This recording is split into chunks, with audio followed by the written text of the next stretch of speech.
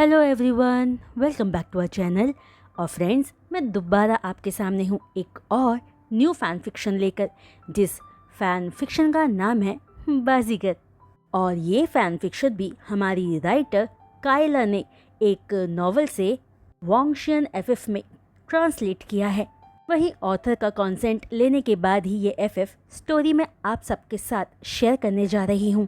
ये एफएफ भी एक मेल प्रेगनेंसी वाला एफएफ है, जिस फैन फिक्शन स्टोरी में आपको क्यूट इनोसेंट स्कूल लव दिखाया जाएगा। जो लव लंजा और वींग के बड़े होने तक क्या शेप लेगा, या वींग और लंजा के प्यार का क्या होगा, वो हमें स्टोरी के साथ साथ ही पता चलेगा।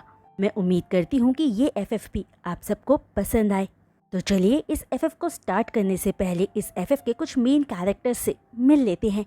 लंजा 17 ईयर्स ओल्ड, एक एरोगेंट स्टर्बन यंग मास्टर है जो किसी के भी सामने नहीं झुकता है। वहीं लंजा एक सुपर रिच फैमिली से बिलोंग करता है।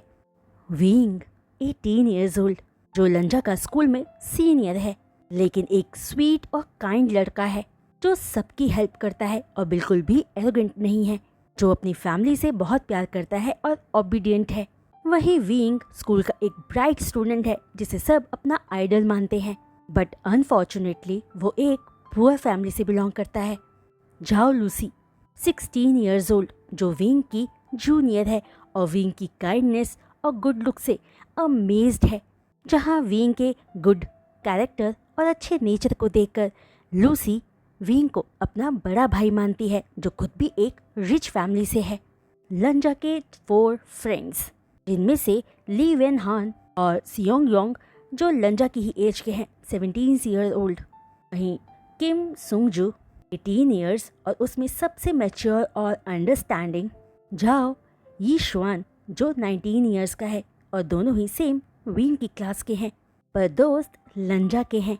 चेंग शियाओ, जो 17 ईयर्स ओल्ड है और लंजा की क्लासमेट होने के साथ साथ उसकी न्यू लवर भी है। तो फ्रेंड्स, अब आप सबको इस एफएफ के कुछ मेन कैरेक्टर्स के बारे में पता चल चुका है, और बाकी के कैरेक्टर्स के बारे में हम जैसे जैसे इस एफएफ में आगे बढ़ेंगे वैसे वैसे हमें उन कैरेक्टर्स के बारे में भी पता चलता जाएगा। तो अब चलिए इस एफएफ के फर्स्ट पार्ट को साथ में स्टार्ट करते हैं। एक blonde hair handsome young man अपने स्केट बोर्ड को हाथ में पकड़े कोल्ड टोन में कहता है, मैं उससे प्यार नहीं करता। जो बात सुनकर एक ब्यूटीफुल लड़की सैड आइज के साथ विंग की तरफ देखकर अपने हाथ से विंग के हाथ को स्लाइटली स्क्वीज करती है और विंग को वहां से चलने को कहती है। लेकिन विंग उस लड़की के साथ प्रैक्टिस बिल्डिंग के वॉल के पीछे छिपे रहते हुए कहता है कि वो सारा सच सुनना चाहता है। तभी लंजा को देखकर उसका एक दोस्त टीजिंग टोन में कहता है कि उन्हें तो लंजा विंग के बहुत क्लोज दिखता था, इसलिए उन्हें तो लगने लगा था कि लंजा को विंग से प्यार ही हो चुका है। जिस पर लंजा एक एम्पैथेटिक टोन में कहता है वो दोनों बस दोस्त हैं, इससे ज्यादा कुछ नहीं। तभी उनमें से सबसे मैच्योर दिखने वाला लड़का सीरियस टोन में लंजा के गले में पहने नेकलेस को होल्ड करते हुए पूछता है कि तो फिर लंजा पूरे 1 साल से ये नेकलेस क्यों पहनता आ रहा है। जिस पर लंजा कहता है कि ये नेकलेस विंग का दिया गिफ्ट है और लंजा इसे इसलिए पहनता आ रहा है ताकि वो विंग को यकीन दिला सके कि उसने विंग का प्यार एक्सेप्ट कर लिया है। जो बात सुनते ही लंजा के बाकी तीनों दोस्त शाउट करते हुए कहते हैं, वाओ, यानी अब लंजा और विंग कपल हैं। इस सवाल पर लंजा कहता है, हाँ अब हम कपल हैं, तो अब मेरा प्राइस कहाँ है, मैं ऑलरेडी शर्त जीत चुका हूँ। जिस पर लंजा का एक फ्रेंड स्माइल के साथ कहता है कि लंजा फिक्र ना करे, वो चारों 50 मिलियंस ईच हर कोई लंजा के अकाउंट में ट्रांसफर कर देंगे। तभी लंजा का एक दूसरा दोस्त बोलता है कि लंजा किसी के भी दिल को फंसाने में एक्सपर्ट है। जो कॉम्प्लीमेंट सुनकर लंजा लाइटली हंसते हुए कहता है कि ऐसी बात नहीं है, बस विंग बहुत सीधा और इनोसेंट है जिसने लंजा के नॉनसेंस पर इतनी इजीली यकीन कर लिया। तो बात कहकर लंजा अपने दोस्तों से पूछता है उन्हें सच में लगता है कि लंजा जैसा इंसान कभी उस विंग जैसे पुअर और पैथेटिक लड़के को सेड्यूस करता। जिस बात पर लंजा के बाकी तीनों दोस्त जोर जोर से हंसने लगते हैं। तो हंसी बिल्डिंग की दीवार को पार करके विंग के कानों को चुभ रही थी। जो सारी बातें सुनकर विंग और आगे सुनने की हिम्मत नहीं रख पा रहा था। उसका सिर दर्द होने लगा था, जिससे कहीं ज्यादा दर्द विंग अपने दिल में फील कर रहा था। इस दर्द और तकलीफ से विंग भाग जाना चाहता था। विंग सारी सच्चाई से भाग जाना चाहता था, जिस सच ने विंग का प्यार और ट्रस्ट आज विंग से छीन लिया था। विंग अपने पेन में ही था कि तभी उसे एक जोर के थप्पड़ की आवाज आती है। वो थप्पड़ विंग के साथ छुपी लड़की ने लंजा के फेस पर मारा था। तभी वो लड़की घूरकर लंजा और उसके दोस्तों को देखकर कहती है, गुड, बहुत सही कि आज वे गग्गा को पता चल गया कि तुम असलियत में कैसे हो। बेशक वे गग्गा गरीब हैं, पर उनका दिल सबसे रिच है, जो दिल तुम में से किसी के पास नहीं है। तो सारी बातें कहते हुए उस लड़की की आंखों में दुख के आंसू थे। भी वो लड़की आगे पूछती है, क्या तुम रिच लोगों के पास खेलने के लिए काफी सारी लग्जरीज नहीं है? तुम्हें किसी के फीलिंग्स के साथ खेलने की जरूरत पड़ी? जो बात सुनते ही लंजा के चारों दोस्त अपना सिर झुकाए खामोश खड़े रहते हैं। जहाँ सिर्फ लंजा था जो स्माइल के साथ उस लड़की के पास आकर उसका चिन्ह पकड़कर पूछता है, वो लड़की आखिर होती कौन है उसके काम में दखल देने वाली? तो अब वो जाकर अपने क्राय बेबी दोस्त से कहे कि वो अब लंजा जैसे यंग मास्टर से ज्यादा कुछ एक्सपेक्ट ना करे। और वो लड़की विंग से जाकर ये भी कहे कि विंग फ्यूचर में इतना इजीली किसी पर यकीन ना किया करे। वहीं वो लड़की बिना भूले विंग से ये भी कहे कि अब से वो लंजा वो अपने साथ एक्सपेक्ट ना करे, क्योंकि उनका रिलेशनशिप आज खत्म हो चुका है और वो हमेशा अपनी जगह याद रखे। जो बात कहते ही लंजा अपने दोस्तों के साथ वहाँ से चला जाता है, अपने पीछे उस लड़की को वहीं रोता छोड़कर, जो लंजा की बातों से अनॉयड, एंग्री और पेन फील करके रोए जा रही थी। और उसका मन भागकर लंजा के ब्लॉन्ड बालों को पकड़कर खींचने का कर रहा था। वहीं लंजा अपने दोस्तों के साथ बिल्डिंग से बाहर निकलते हुए विंग की तरफ बिना देखे विंग को क्रॉस करके वहाँ से चला जाता है। वो वहीं बिल्डिंग के दीवार के सहारे खड़ा अपने चेस्ट को रब करते हुए रोए जा रहा था। जहाँ विंग को लंजा पर जरा सा भी गुस्सा नहीं आ रहा था, बल्कि वो रिग्रेट फील कर रहा था कि विंग ने पहले रियलाइज नहीं किया कि लंजा कौन था और खुद विंग कौन था। विंग को तो ये उम्मीद ही नहीं रखनी चाहिए थी कि उसके और लंजा के बीच एक ब्यूटीफुल स्टोरी बन सकती है। ये सपना तो विंग को देखना ही नहीं चाहिए था। वहीं आज विंग को ये पता चल चुका था कि जो कुछ भी लंजा ने आज तक विंग से कहा था वो सब बस एक झूठ था। तभी विंग अपने स्कूल यूनिफॉर्म में ही भागकर हॉस्पिटल अपनी मॉम के पास जाकर उन्हें हक कर लेता है, जो खुद भी बुरी तरह से रो रही थी। लेकिन विंग ये नोटिस करता है कि इस वक्त विंग की मॉम के फेस पर वो सैडनेस नहीं थी जो कुछ हफ्तों पहले थी। तभी विंग पूछता है कि डैड कैसे हैं, जिस पर विंग की मॉम होपफुल टोन में कहती है कि कल विंग के डैड का ऑपरेशन होने वाला है। जो बात सुनते ही विंग की आंखें खुशी से चमकने लगती है, लेकिन फेस पर शॉक भी साफ दिख रहा था। यहाँ एक छोटा सा फ्लैशबैक स्टार्ट होता है। 2 हफ्ते पहले डॉक्टर विंग और उसकी मॉम को अपने केबिन में बुलाकर बताता है कि विंग के फादर को सालों से हाई बीपी की प्रॉब्लम है और उन्हें अब तक 1-2 लाइट स्ट्रोक्स भी आए हैं, जिसकी वजह से उनका हार्ट का साइज बढ़ गया है। इसलिए विंग के डैड का इमीडिएट ऑपरेशन होना जरूरी है और नियर फ्यूचर में विंग की फैमिली को विंग के डैड के लिए एक सुटेबल हार्ट डोनर भी जल्दी ही ढूंढना होगा, वरना उनका ज्यादा टाइम बचना पॉसिबल नहीं हो पाएगा। जो डॉक्टर की बात सुनते ही विंग की मॉम अपनी हिम्मत हार जाती है और रोने लगती है। वहीं विंग डॉक्टर से प्लीडिंग टोन में कहता है कि जो डॉक्टर विंग के डैड को बचाने के लिए कर सकते हैं वो प्लीज करें। जिस पर डॉक्टर अपना चश्मा एडजस्ट करते हुए रिपोर्ट और कुछ डॉक्यूमेंट्स पढ़कर कहते हैं कि पूरे इलाज में 500 मिलियन लग जाएंगे। जो अमाउंट सुनते ही विंग के दिल की धड़कन मानो रुक सी जाती है और वो अपनी मॉम की तरफ देखता है जो ऑलरेडी रोए जा रही थी। वहीं विंग हैरान और परेशान था कि वो 2 हफ्तों में इतने बड़े अमाउंट को कहाँ से लाएगा। अगर विंग की फैमिली के पास कोई एसेट या लैंड होता तो वो बेचकर विंग अपने डैड का इलाज करवा लेता, लेकिन वो तो खुद एक रेंटेड हाउस में रहते हैं जहां उसकी मॉम वेजिटेबल्स सेल करके बस घर का खर्च ही निकाल पाती है। जहां विंग के डैड बीमार होने की वजह से ज्यादा काम नहीं कर पाए थे और लंबे टाइम से बीमार थे।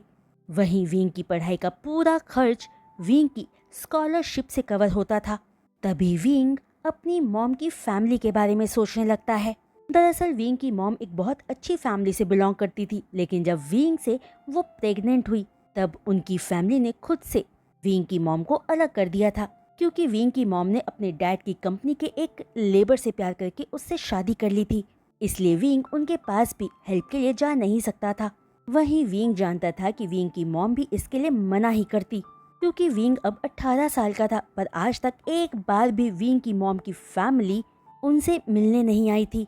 जो बात साफ थी कि वो सच में विंग की मॉम से अपने सारे रिश्ते खत्म कर चुके थे। वहीं डॉक्टर की बात सुनकर विंग के दिमाग में एक क्रेजी थॉट भी आता है कि वो लंजा से, जो एक सुपर रिच फैमिली से था, उससे हेल्प ले ले। लेकिन 500 मिलियंस अमाउंट छोटी रकम नहीं थी और विंग कैसे वो रकम लंजा को वापस लौटा पाएगा। ये सारी बातें सोचते सोचते विंग खुद अपनी ही किस्मत को कोसने लगता है और यहीं वो फ्लैशबैक खत्म होता है। और आज विंग इस वक्त हॉस्पिटल में बैठा यही सोचे जा रहा था कि अब सारा सच कल पता चलने के बाद विंग के पास कोई रीजन नहीं रह गया है कि वो लंजा से कोई बात भी करे।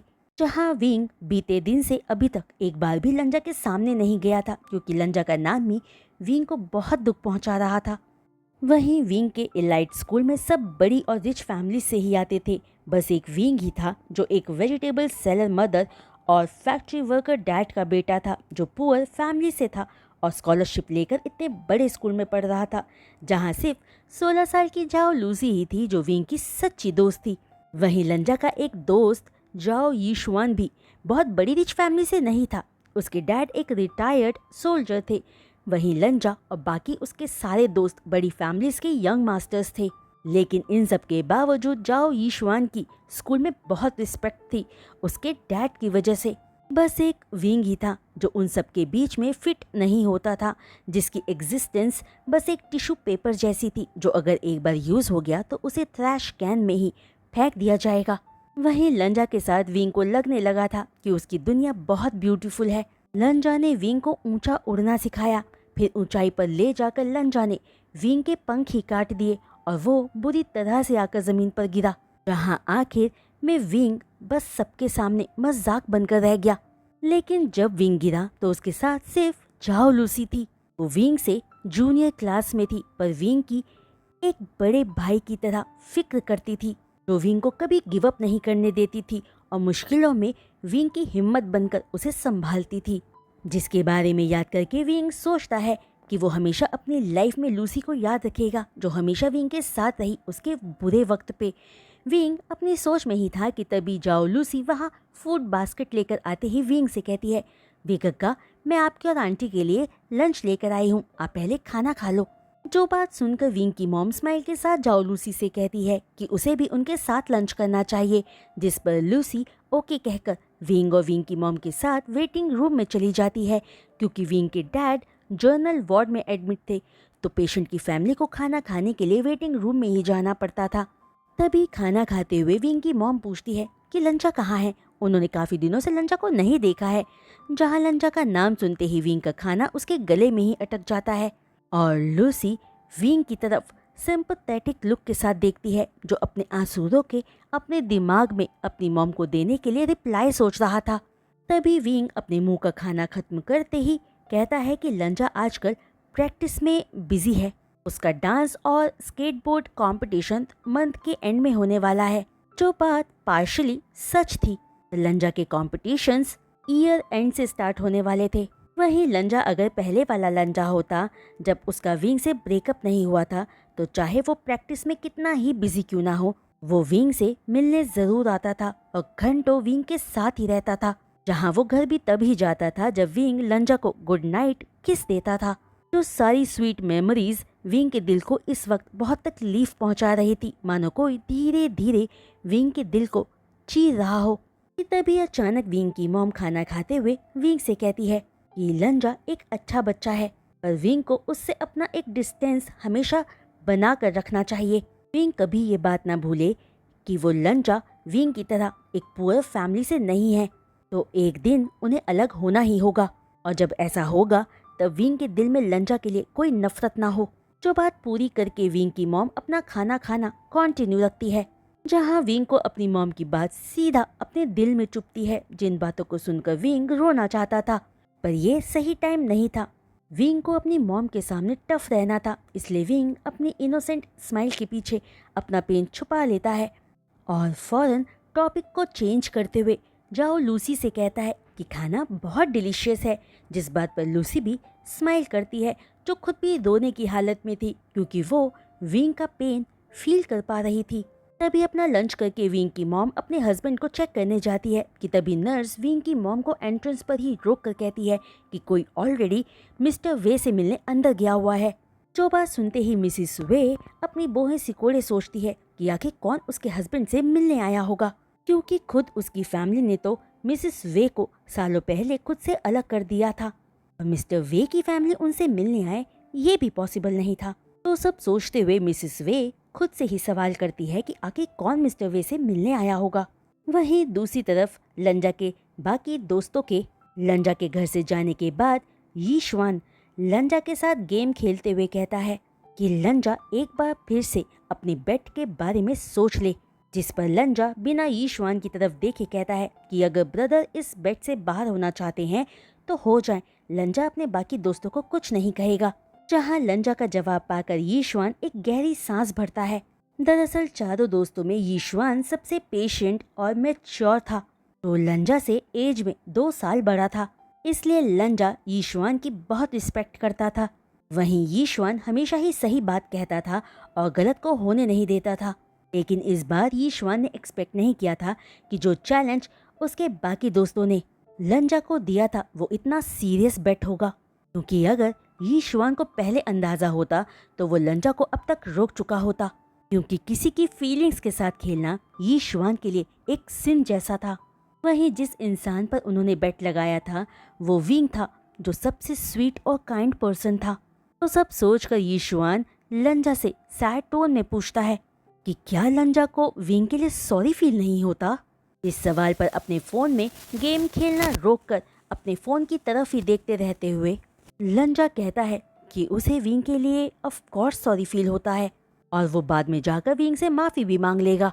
लेकिन इससे सच नहीं बदल सकता कि लंजा के दिल में विंग के लिए कोई फीलिंग्स नहीं है और ये सच विंग को भी एक्सेप्ट करना ही होगा। तो फ्रेंड्स, आज का ये वीडियो एक्सप्लेनेशन मैं यहीं रोकती हूँ और उम्मीद करती हूँ कि आप सबको आज इस FF का फर्स्ट पार्ट पसंद आया होगा। तो फ्रेंड्स, अपने कमेंट्स के थ्रू मुझे प्लीज़ बताइएगा कि आपको इस FF का ये फर्स्ट पार्ट कैसा लगा और क्या आप सब इस FF को आगे कंटिन्यू रखना चाहते हो। प्लीज़ अपने कमेंट्स के थ्रू मुझे बताना ज़रूर। और अगर आप सबको आज का ये वीडियो पसंद आया हो तो प्लीज़ अपने लाइक्स भी दे देना। वहीं जो कोई भी चैनल पर नए आ रहे हैं और चैनल को सब्सक्राइब कर रहे हैं उनसे रिक्वेस्ट है कि प्लीज़ चैनल को सब्सक्राइब करने के बाद बेल आइकन को हिट करना मत भूलना। तो आज के लिए बस इतना ही। मैं जल्द वापस आऊँगी इस FF के नेक्स्ट पार्ट के साथ। अगर आप सब इसे कंटिन्यू रखना चाहते होगे तब तक के लिए बाय।